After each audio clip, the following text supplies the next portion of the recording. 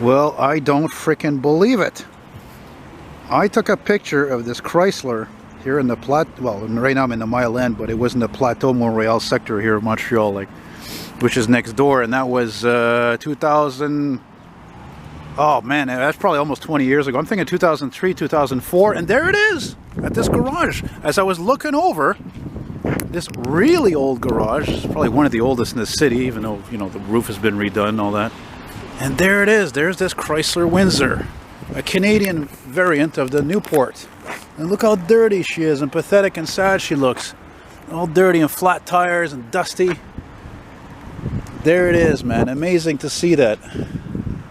But still in good shape. Obviously this thing was in storage for a long time, and I mean like over a decade, 2 decades almost, because I never saw it again.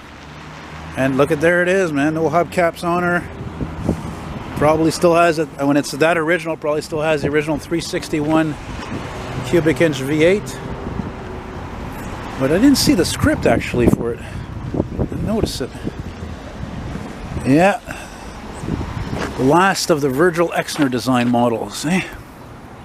Virgil Exner was the design chief of Chrysler back in the late 50s into the early 60s, and this guy has some of the most provocative and even yeah, provocative, I guess, is a good word, of designs for Chrysler, Plymouths, and Dodges, and Imperials on top of that, actually. And I even had one of these mirrors once. I don't remember where I bought it, but very nice to see, man, among all the freaking boring, cheap cars, man.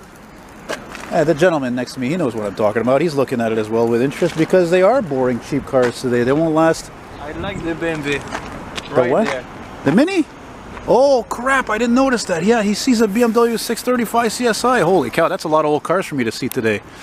Yeah, I'll have to get to that in a minute. And actually, this gentleman reminded me that I was here a year or two ago and I filmed a Fiat Spider that was parked there. And there was an Alfa Romeo Spider parked right over here, right where the Chrysler is, actually. Man, is she ever dirty? Oh my God, I would have fun cleaning this thing for hours, cleaning it and polishing it. It's so grimy. Oof, looks like she's had a leak, eh? I would imagine that's from a leak right there all the way on the seat, unfortunately. Push button automatic transmission. Oh, I would buy that in a heartbeat. Why? Because it's full size, it's American, it's 60s,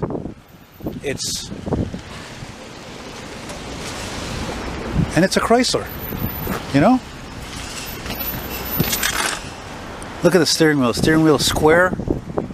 And the push buttons, you can't really see them to the right. What an amazing car. Look how huge the door handles are alone. You know, that's amazing. It's funny because I didn't even, like, I was just walking up the street here because my favorite fire station is right on the next block there, waiting to see if I get them responding, you know? So, there you go, man. As I always say, a real car.